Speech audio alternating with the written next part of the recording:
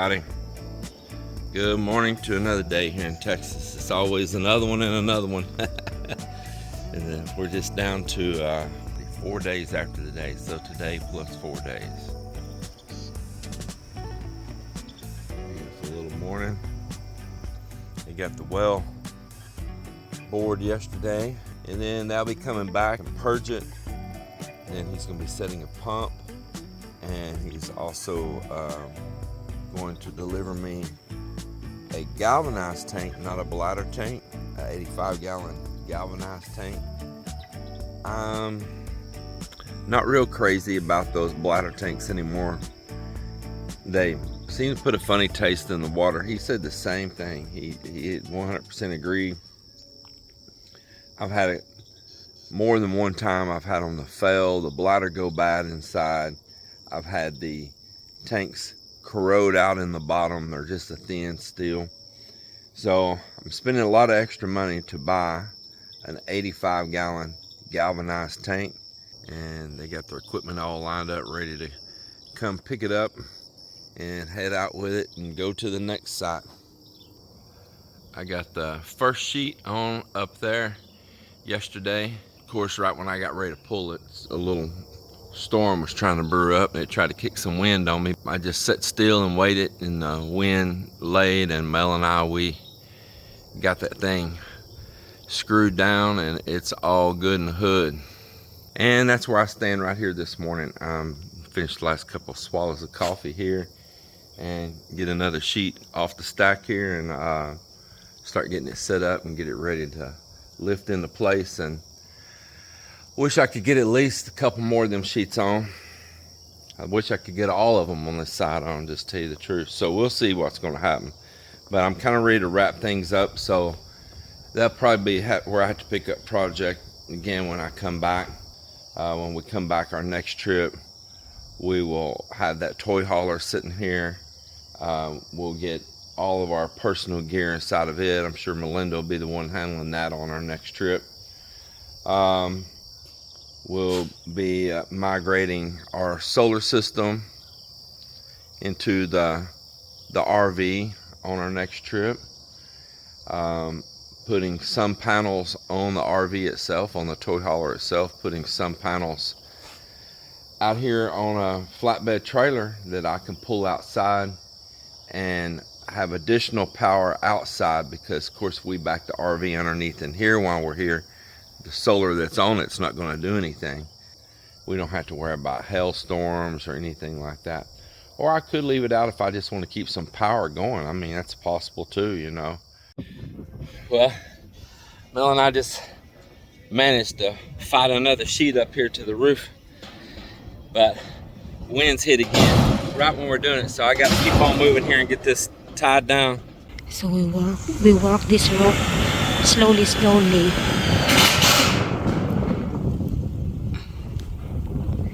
Two sheet.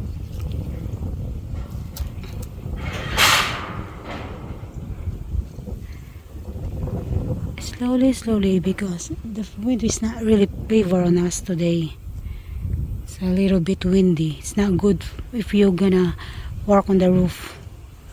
But we're out of time, so we need to do this one. Even just a few shit. Shit.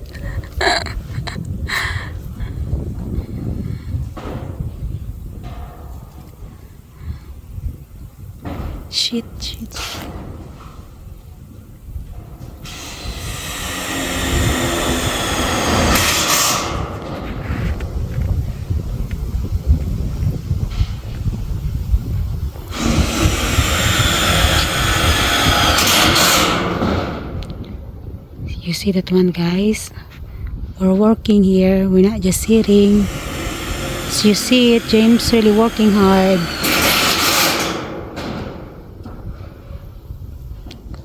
Just him and me working together.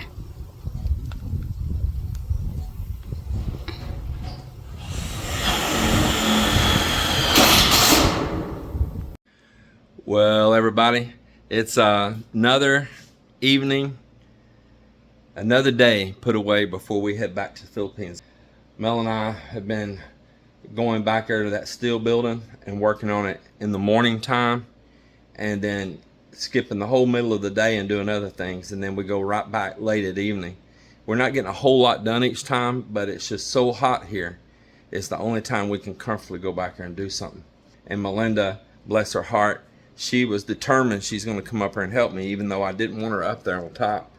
But she actually got her legs to her of not being scared up there as bad. I mean, I told her never stop being scared. That's one thing I told her. Never stop being scared and letting your guard down. Always keep your guard up. Stay a little scared. Stay afraid, because it'll keep your guard up, but don't panic. But she's been a great help. She absolutely demanded to help. Mel's not just a spectator. Of course, another thing is she's on the ground underneath me. I would worry constantly where she's at. What if my drill falls? What if something else on my tool bag falls? I wouldn't want nothing to impact her.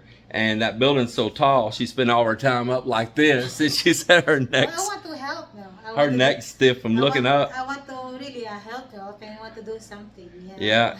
So man, she has just been an awesome help. But we haven't made like leaps and bounds. We haven't moved the earth. You know, we didn't build the Empire State Building, but it's really a challenge for me. But we have made progress. Just her and I putting these 21-foot sheets up. And this is that thick mill metal. First days I was picking some of those sheets up by myself and carrying them and standing them up on the side of the building, using my head and all that.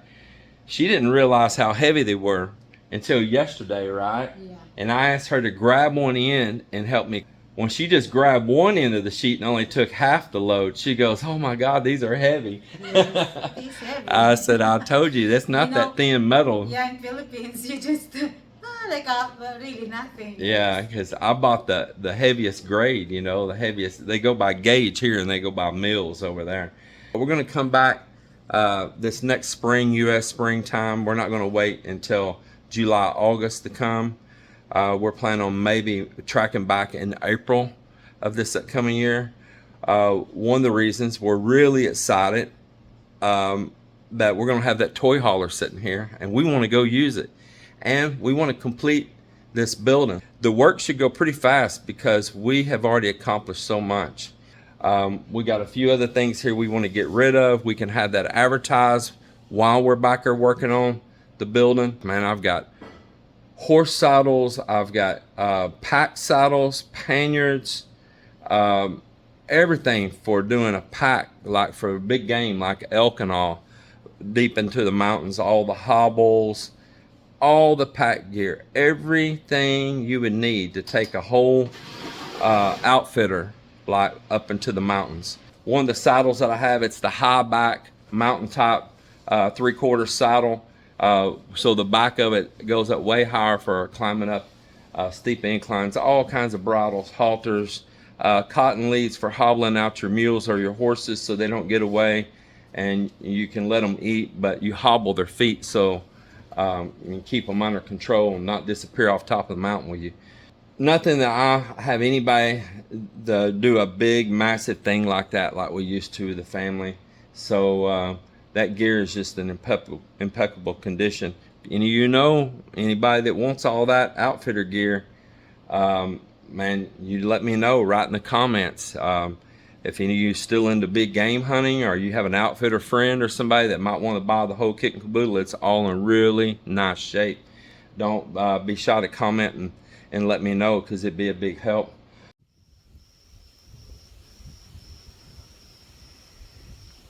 Good morning, everybody. Coffee time. Not really doing any work right now. I'm just kind of wrapping things up, putting things away. So head back here. I'm gonna get my little tractor and use the bucket on it, compress some stuff down in that roll-off container dumpster.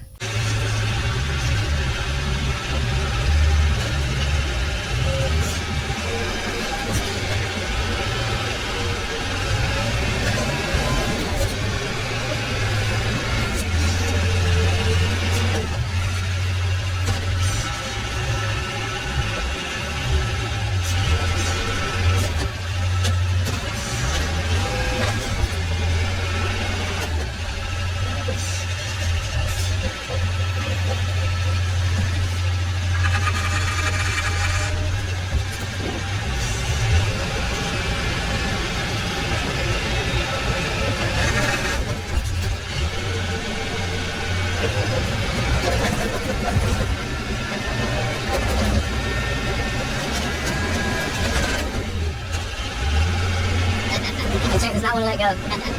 There it goes. Take it over and get that old dishwasher a little bit. Yeah, there we go. There we go. Put that stuff on there.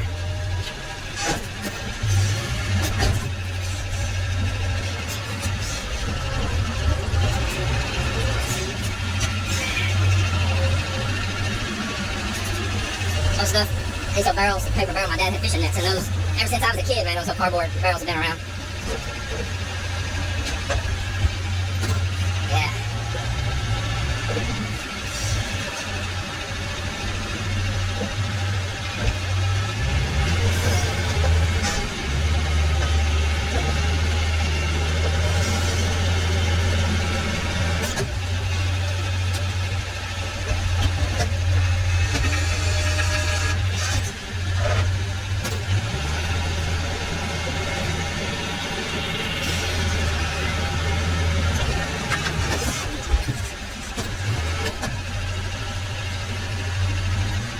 Alright.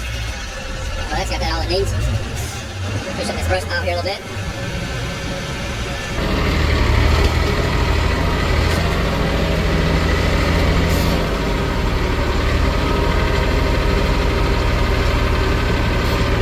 Everything's changing back behind me back there. I got this zoomed in, and I want to talk to you about that zoom just a little bit. It's horrible, horrible, horrible. Let's look at all this back here. So those are big buildings built right there too, huge. I say that building there is probably at least 100 foot long. Both of them side by side. So on my camera, if many of you noticed, my shots weren't very steady anymore, real shaky. And my zoom used to be so crystal clear that I could zoom honestly to the moon and look at the craters on the moon. What I shoot a lot of this video with is a Samsung S21 5G Ultra, and I didn't buy it from a vendor like T-Mobile or AT&T or anything like that. I bought it from Samsung themselves.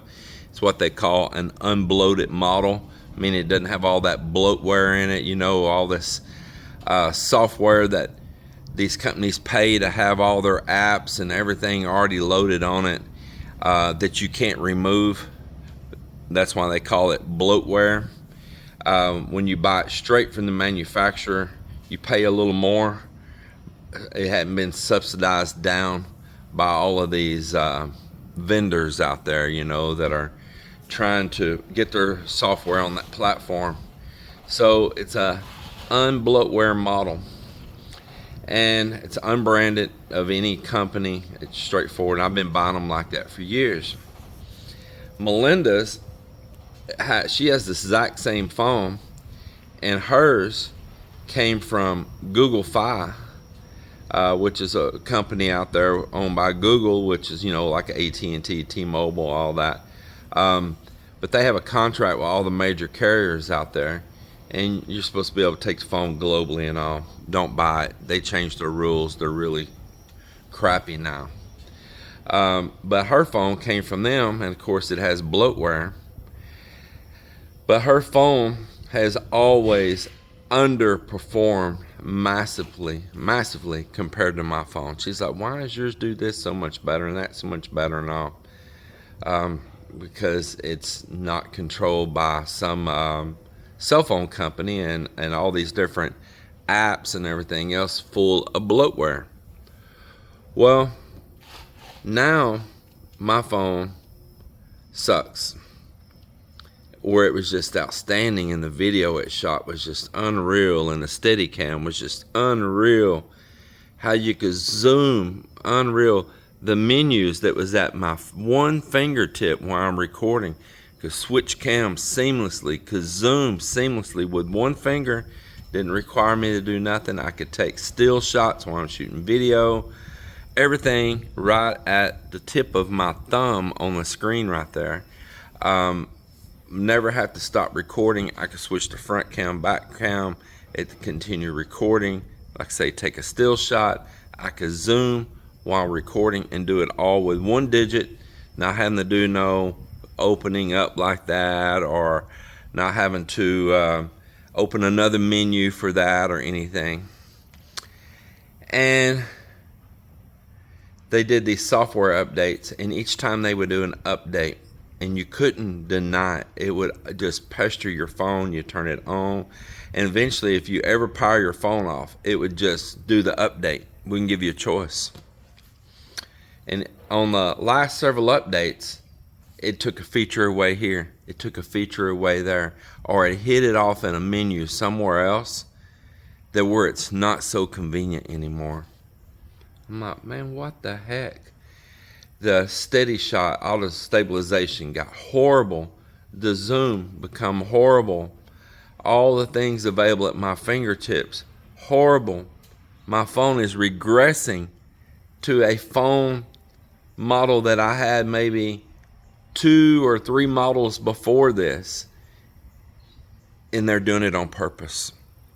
They're known for it. It's not an unknown thing. It's just that we don't have any control anymore.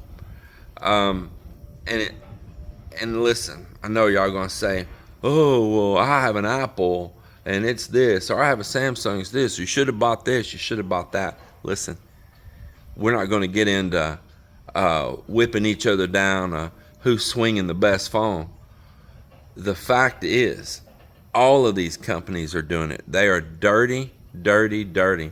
And you know why they do that? I don't care if it's an Apple, a Samsung, or whatever.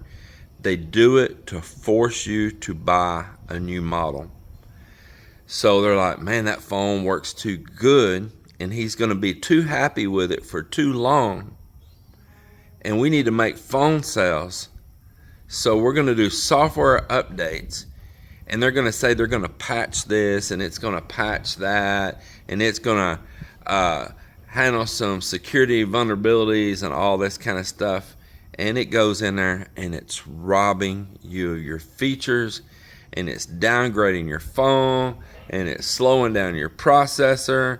It's doing all these things on purpose so you'll buy a new phone. Yep. Oh, there must be something wrong with my phone. The hardware is all the same. They are choking it. They are choking it down through the softwares and firmwares. And you have no choice in it. So now, before I could have it in like, instead of Ultra HD, 60 frames, which is a massive file. Basically moving it like in the 5K video,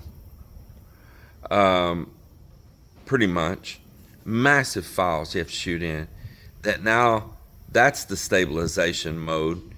And the mode I've shot it in all these years, or past few years, of having it down in like FHD in like 60 frames per second, or having it even in 30 frames per second, I could still get a really smooth 4K video, and I could still get really nice smooth stabilization and all.